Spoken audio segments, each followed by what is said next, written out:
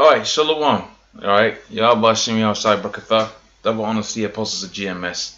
Honors you brothers to be pushing this truth in sincerity. So let's see if this yeah, that should be recording. Okay. So we're gonna go into some articles today. Alright.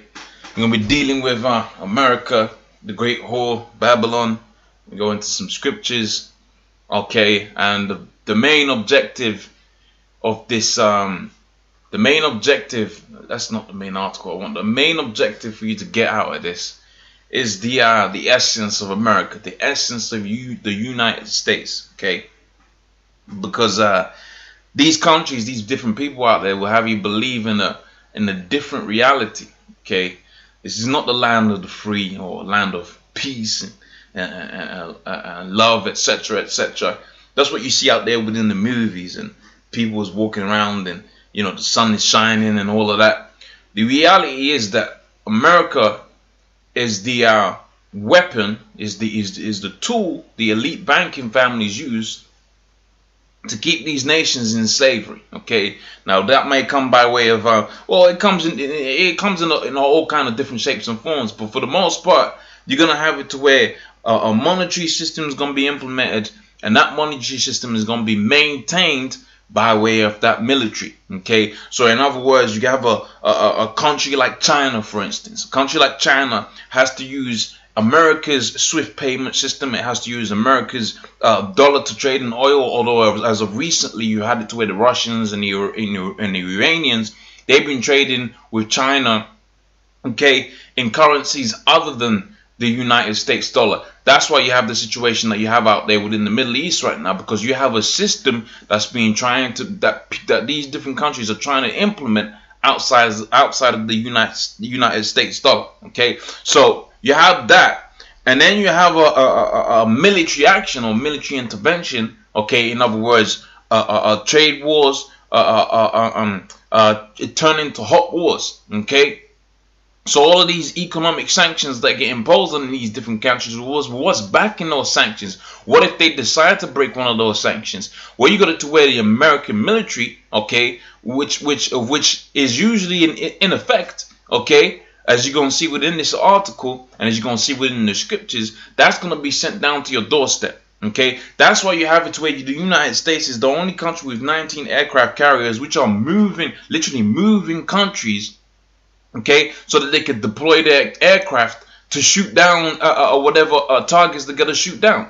That's why that exists. So these different nations are kept in a state of being perpetually enslaved. Okay, so we're gonna go off into the scriptures first and foremost, because the scriptures come into my head that ties in directly with that, and that's within the book of Isaiah, the 14th chapter. Okay, I pull this scripture out a lot of times as of late. We're getting into that time where Esau is being revealed. Alright, so let's go to the book of Isaiah, the 14th chapter. I'm going to go straight to the point that I want within this, but the whole thing is good. Alright, so this is the book of Isaiah 14:4. It says, I'll start from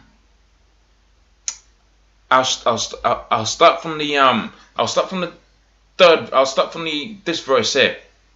Okay, which is the 5th verse, and says, the Lord, Yahweh Shemi Shai, because the Lord in all caps is referring to Yahweh, okay, the Most High. Okay, God, if you will. All right, the Lord have broken the staff of the wicked. Okay, all right, and the scepter of the rulers.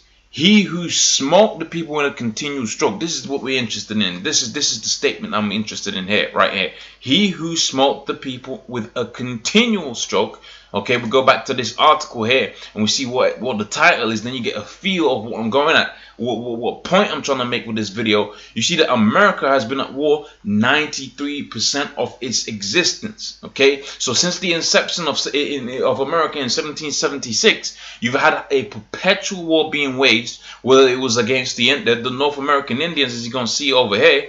Okay, of which that was a travesty in itself. But see, what's not mentioned in this is also too the war against the Negroes, Hispanics, Native Americans. Okay, because here it is, you had it to where America was incepted. You had it to where they waged war against the people that existed within America, the Seminole Indians, which are the Israelites. You had it to where they transferred the Negroes, Hispanics, Native Americans from the west, from the west of Africa, and let's not forget Spain and so on and so forth. You had it to where they waged war against them.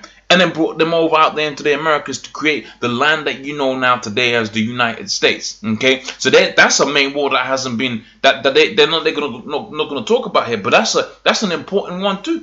Because without the Negroes, Hispanics, Native Americans, of which they mentioned the wars against the Native Americans in there, but without the wars against Jake out there within West Africa, within Europe, okay, right, the first slaves that came over into the Americas, there would be no America, because those slaves were brought into America for one express purpose, okay, to be sold, to get to work, man. So they waged war against these different empires that had existed within the interiors of Africa, within the west coast of Africa, predominantly places like Ghana, Nigeria, etc., etc. They waged war against them to bring over slaves to build up America. Then you had the cotton trade. They made a hell of a lot of money out of that, because you had it to where you had a slave labor force you really didn't have to take care of, man.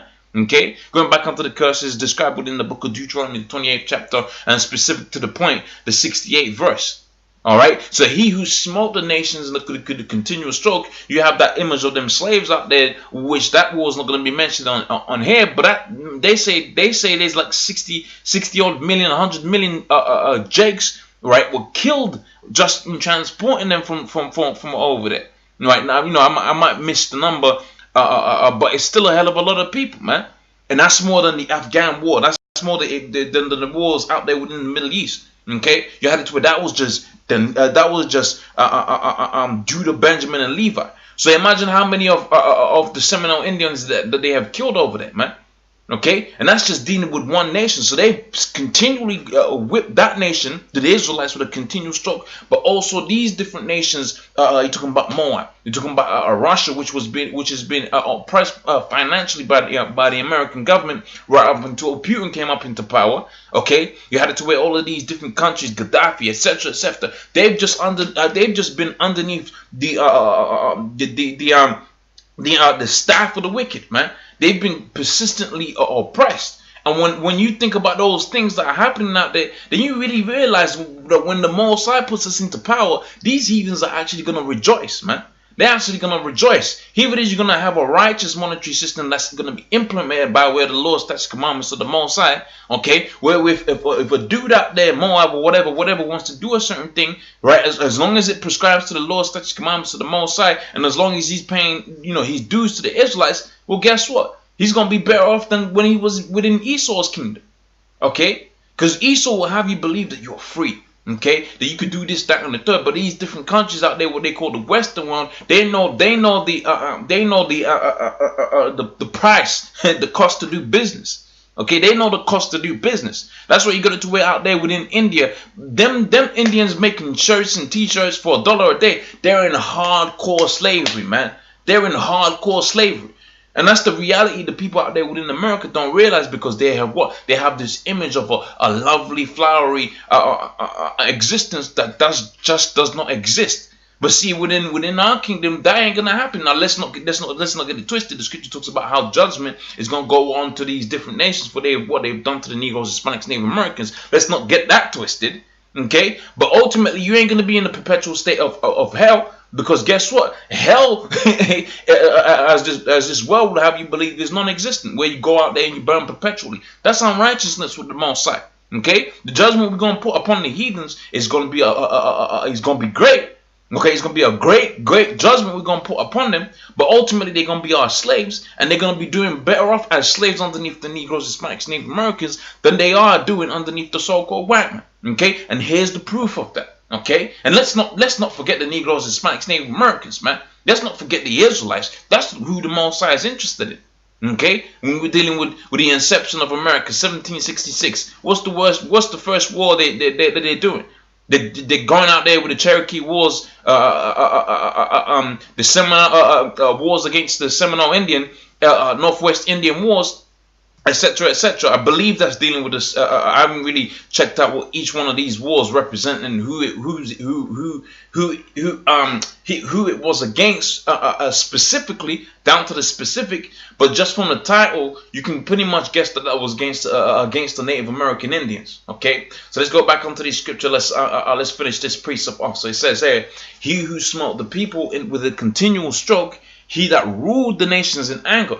And to be at war 93% of the time, that's a guy that's an anger, man. Okay, that's a guy that's just he's just angry, man. Okay, he's just mad all day, man. Okay, and what's he mad about?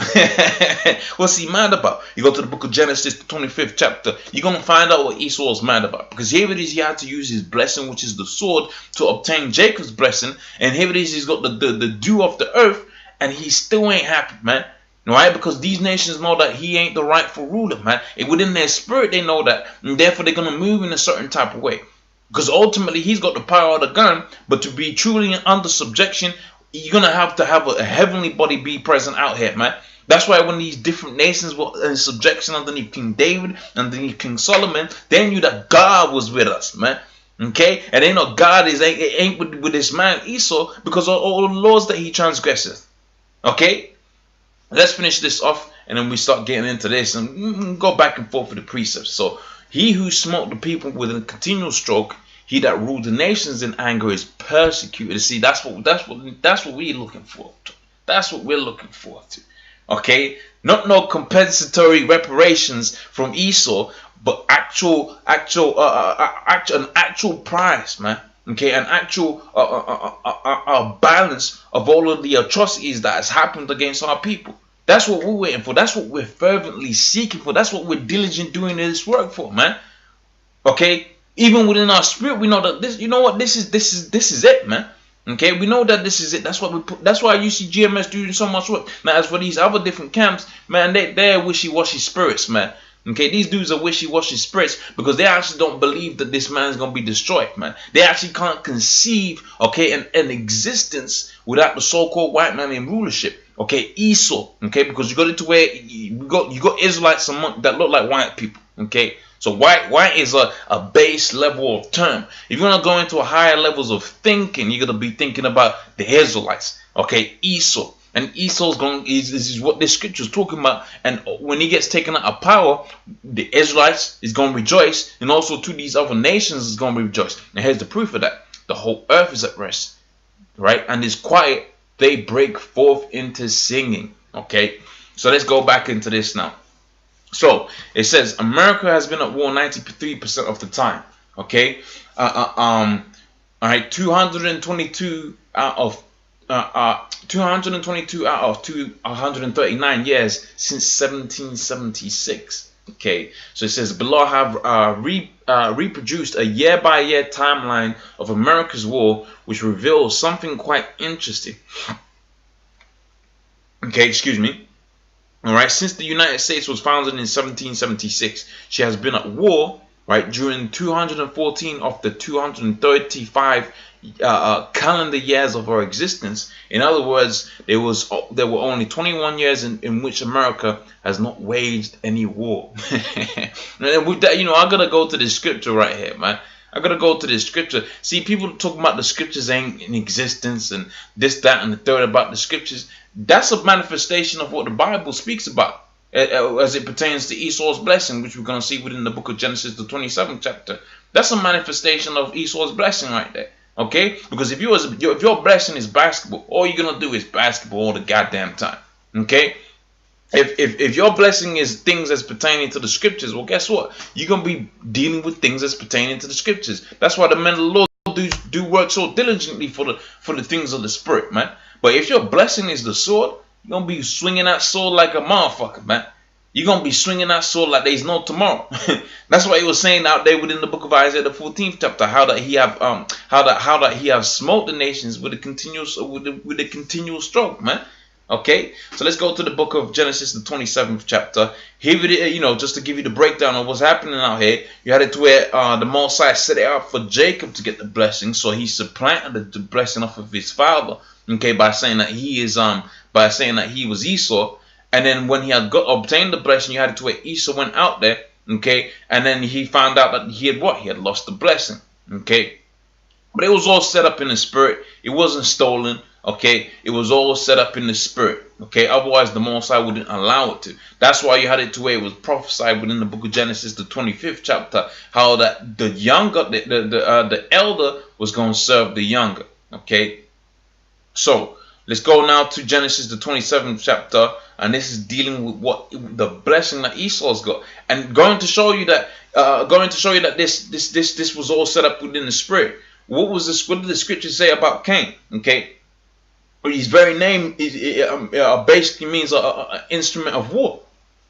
Okay, and now we know Cain is Esau in the reincarnation because they have the same personality, the same characteristics. In fact, the scriptures talks about within the book of Luke, is the 14th chapter. I forget the exact verse. Okay, how that ye are of your father the devil, right? The lust of your father you will do. And he was a murderer even from the beginning. And who was the first murderer?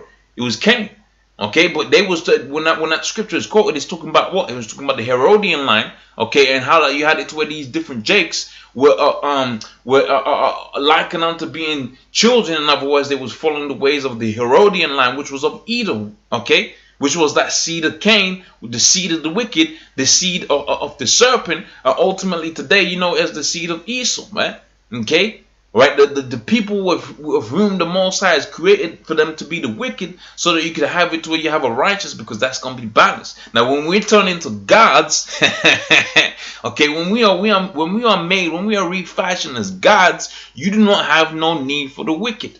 Okay, you have no need for the wicked, so the wicked is gonna be destroyed, man. If it is we're fleshly, okay, we can go off sometimes, okay, but for the most part, we're gonna be righteous. We're gonna be the righteous. Well, you're gonna have to have the existence of the of Esau, the wicked. But when we are manifested as gods, when the Most High gives us those new bodies, that new heart, where we work in righteousness, you have no need for the rod of the Most High's judgment, which is Esau. Therefore, when you go into the book of therefore the scripture says that what? He's going to be bound and burnt.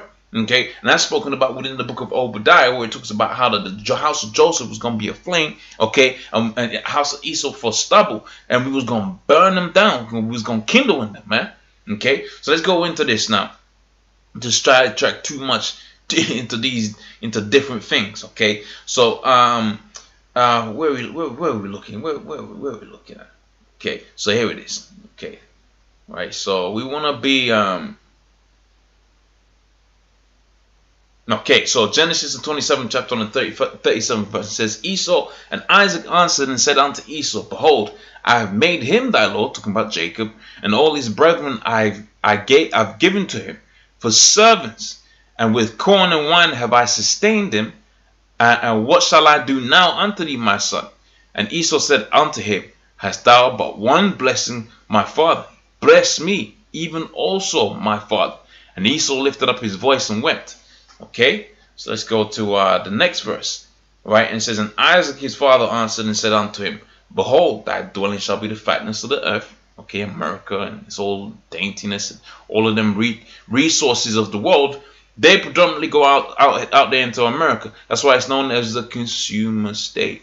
Okay, and it says, And the dew of heaven from above, and by the sword shall thou live. Okay, so see the scriptures are history, but they're also prophecy. Okay, so here it is, you got the prophecy. It says your dwelling shall be the fatness of the earth. You're gonna have all of these resources moving all towards that country. Okay, cool. All right, and the whole scripture goes on to say that what? By the sword shall thou live. Now we know that that you had it to where you had Alexandra. All right. When you had it to where Alexandra, the so-called great, came into power, what was he doing? He was known for swinging that sword, man. Okay, you had it to where all of them different individuals that fell up underneath him. Okay, his 4 generals, etc., etc. It was always constantly fighting. Okay, right upon down until you had it to where you had the rebirth of the Roman Empire, which is what we are in right now. Okay, and you have the same thing happen. Okay, 93% of the time, America is at war, which is a fulfillment of the scripture right here, where it talks about what? How that by the sword was Esau gonna live. Okay, so by the sword he was gonna be doing. That's how he was gonna exist, man. Okay, he was gonna exist by putting hell upon these different nations and ultimately killing off a hell of a lot of people. And the Most High sees that. Now here it is, there is a drop of a bucket, but guess what? They were made to serve us. Okay, so here it is, you're polluting the earth. Okay, all right, with these people, and the scripture goes as far as saying if the land is polluted, all right, if you spill blood, and it cannot be cleansed unless you spill the blood of him that shed it in the first place, man. Okay, matter of fact, let's go to this scripture here within the book of Revelations, the 13th chapter and the 9th verse, and I'll give us pretty much the same thing. Okay, and this is dealing with the balance that the Most High deals with. Okay, so it says here, if any man have an ear, let him hear. He that leadeth into captivity shall go into captivity. He that killeth with the sword, okay, must be killed with the sword. Here is the patience and the faith of the saints. Okay, so I want to go to I want to find another one. Okay, where the horse I think it is.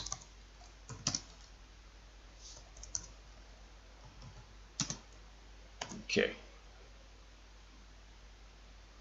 Like, bear with me. You know, we do these things on the fly, you know. Okay.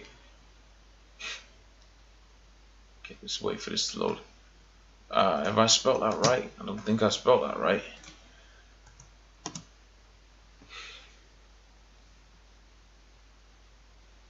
Okay, so it's gonna be in the book of Revelations, maybe I think it's 11th chapter. Oh, 6th chapter. Okay, so Revelation 6 and 4. Okay. Revelation 6 and 4. Do we want to be above that? Okay. It says, and they went out another horse that was red, Esau, and power was given to him that sat thereon to take peace from the earth. Okay. Prophecy in black and white right there, man.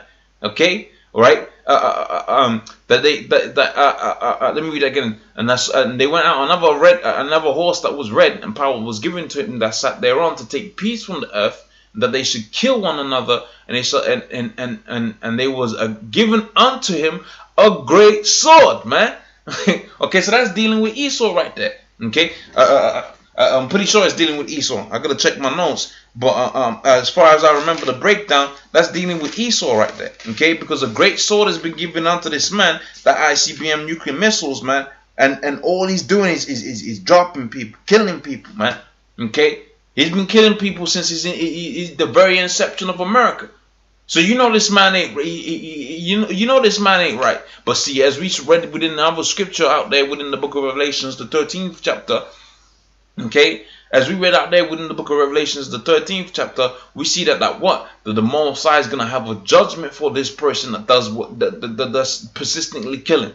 Okay, we know that the Most High is gonna have it to where that he that killeth with the sword must be killed with the sword, man. That's the balance of the Most High. In fact, the scripture goes as far as saying in 1 Thessalonians, the 6th chapter, was it 2 Thessalonians 1 and 6, rather more, that they're seeing it as a righteous thing, right, to recompense them that trouble you. And these people been troubling all kind of people, man.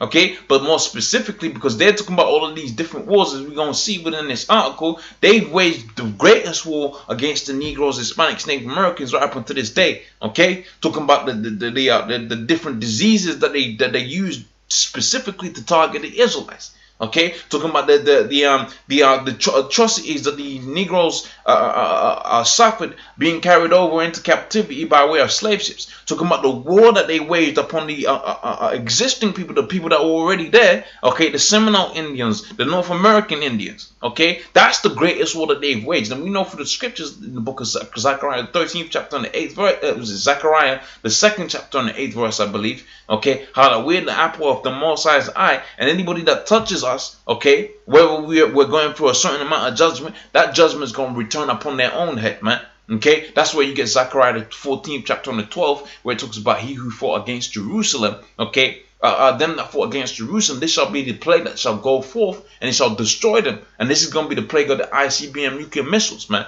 because that's going to be a heavy plague out here.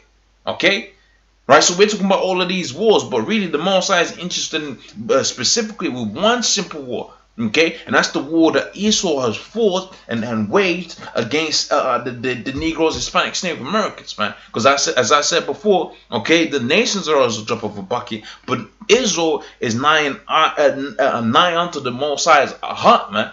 Okay, so Revelations the 13th chapter and the 9th verse, it says, "If any man have an ear, let him hear. He that leadeth into captivity," that's the war we're talking about. Okay. That's the main thing that Esau's going to get judged about. In fact, the scripture also says that that said that he that who wasn't supposed to drink of the cup has surely have drunken it, roughly paraphrasing.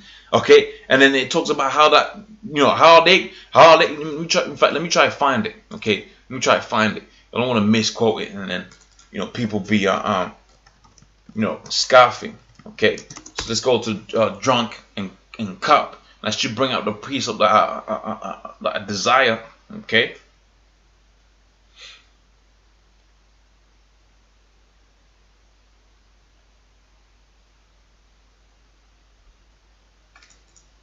It's not the one I want. Let's go to cup. Hopefully that doesn't bring too many results back. I think it's in Jeremiah we want to be in. I forget the exact wording of it. I believe the word surely is in there.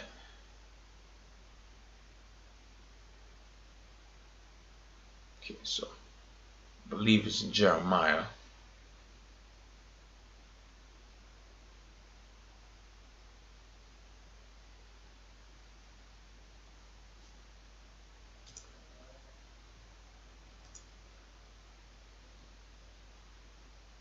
There we go.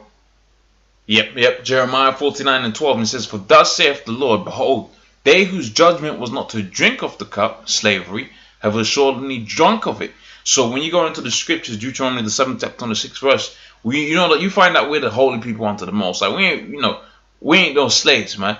Okay? But because we want from the law, statutes, commandments of the Most High, we have drunk of the cup of captivity. We've drank of the cup of Esau waging wars against our nation. Okay? Right?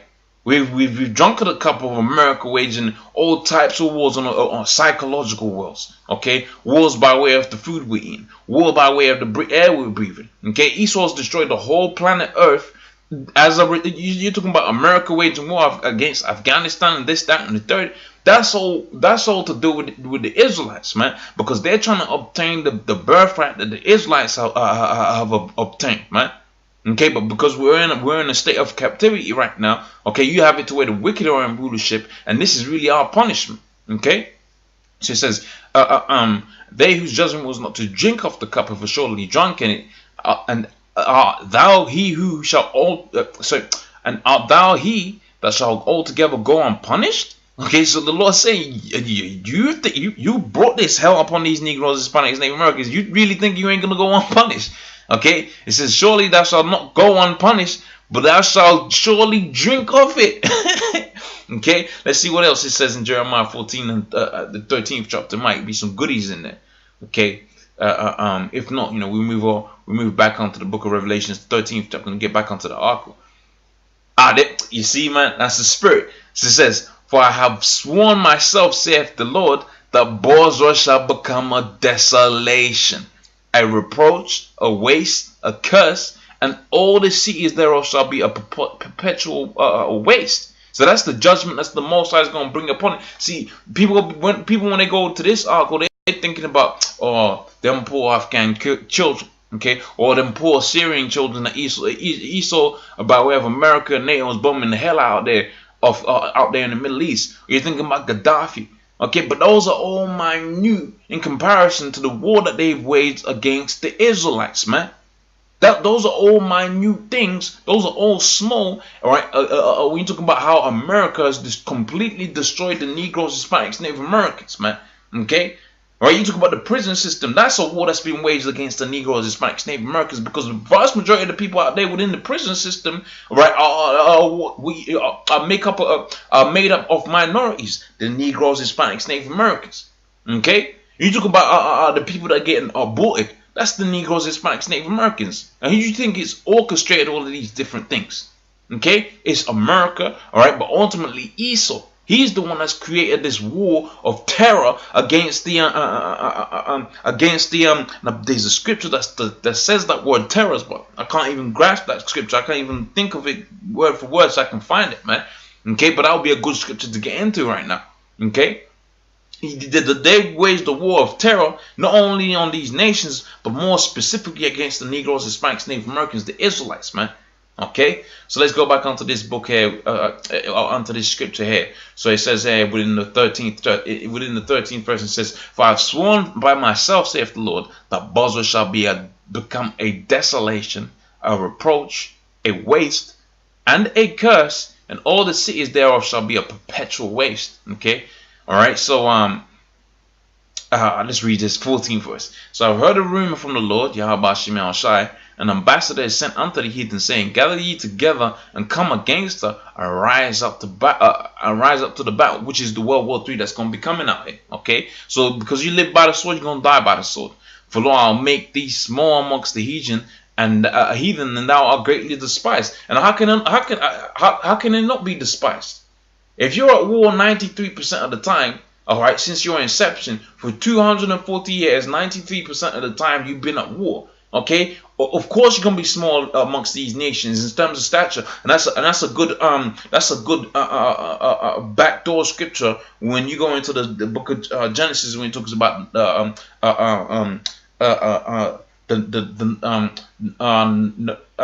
Nephilim. Okay, right? Because is Esau gonna be made into the size of an ant?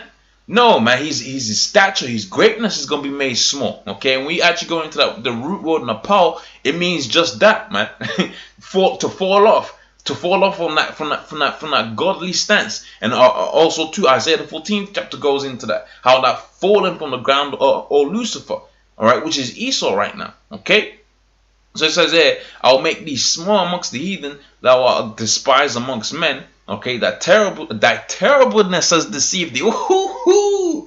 Okay, so that terribleness has deceived thee, and again that ties in nicely with this. Okay, all of that. You see, what they esteem as greatness, ICBM nuclear technology. Okay, aircraft carriers. Okay, that's terribleness. Okay, and that's all deceived them because what? Because it gives them a great sense of pride, and it gives them a great sense of what? Indestructibility. But ultimately, those are going to be the instruments that are going to destroy them to fulfill what it said here within the scripture, that what?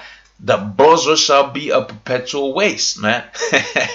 So that your terribleness has deceived you. Okay, and the pride of thine heart. What was we just talking about? The American pride. Okay, America's army. Okay. All right, the great American army, the great army of NATO, that's gonna be destroyed, man. Okay, by way of the Mossad, you go to where these nations, they're gonna try to do a World War III thing. Okay, that's great. Okay, but you're gonna have the chip first, World War III. Okay, but here it is, you're gonna have it to where the Mossad to say, okay, now it's time to destroy Esau and set up my anointed as the kings and rulers upon the face of the earth, and we're gonna be in perpetual rulership. Okay, and we're gonna be just nice, man. Okay, so it says, "Or thou that dwellest in the clefts of the rock." So that it's telling you right there, man. Okay, that terribleness has deceived thee, your armies, your military. Okay, that's terribleness. That's terrible to these heathens. Okay, that 93% out of 240 years, that's terrible to these different nations. Okay, that's terrible. Okay, so that's deceived them into thinking that they're gonna have a perpetual rule book by way of that pride, or that dwellest in the clefts of the rock. So man, these scriptures, it's basic, man. It's basic. Who calls themselves Caucasian? Okay, as in to dwell in the clefts of the rock.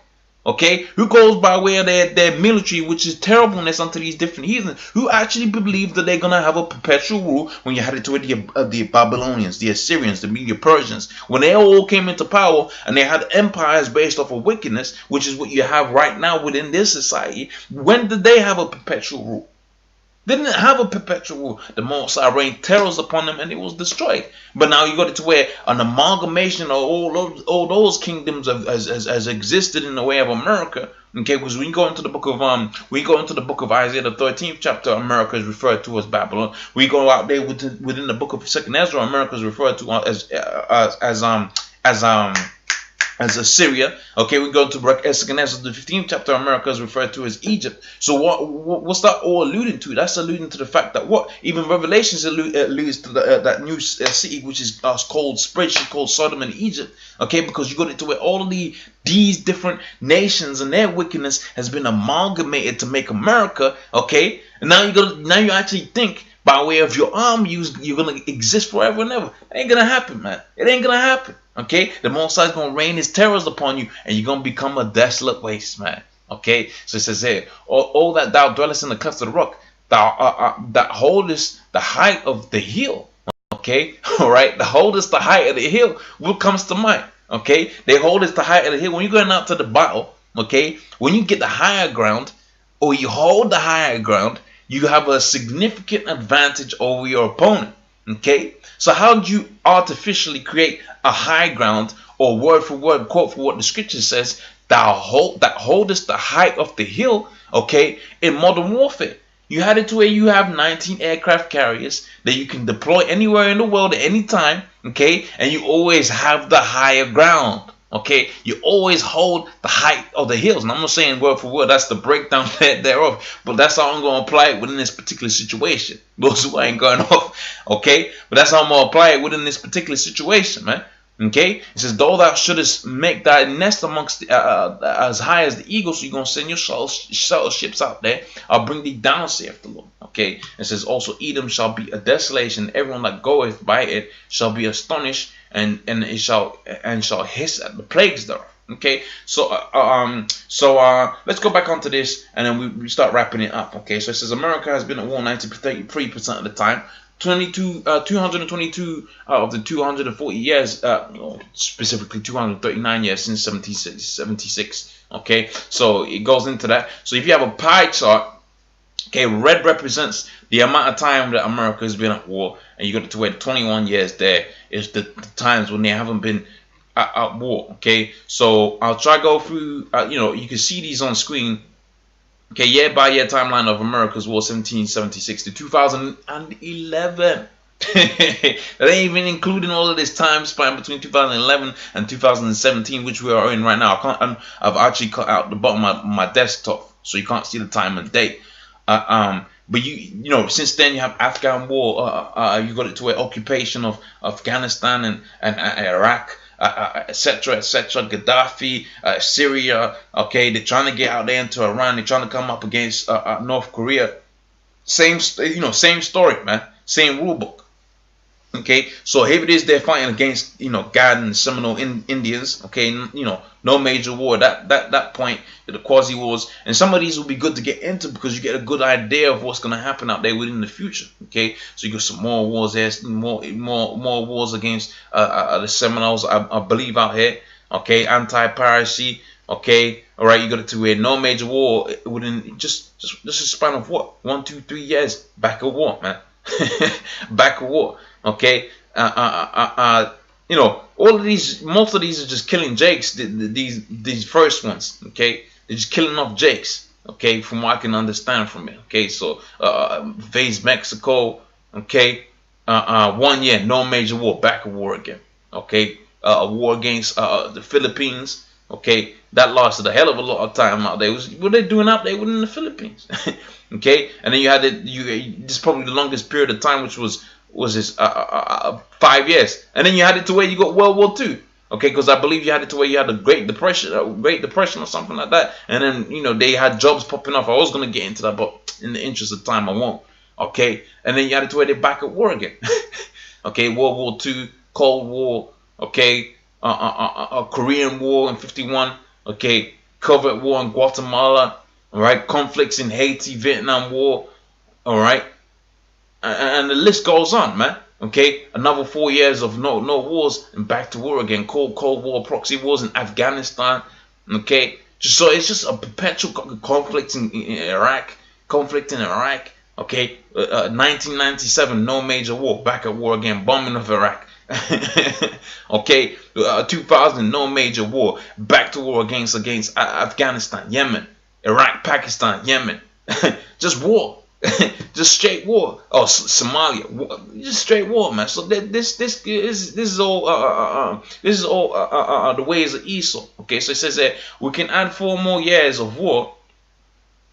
So we can add 4 more years. So that they're probably talking about this, and it says so let's update since 2011. Okay, war, terror in Afghanistan, war on terror. Which war on terror? When you're the terrorist, that's gonna be, man. That's just genius right there. Okay, that's just genius right there. Here it is, you're the terrorist. Okay, and you're gonna wage war on terror. Okay. Here it is, you're the terrorist. You're the one that's terrorizing all of these different nations, and you're gonna wage war on terror. Just a generic term out there where you can just go bomb anybody you want to bomb, man. Esau's crazy, man. Esau's crazy. Okay, so it says here 93% of the time they've been at war. So I thought it would be interesting just to get into that, man.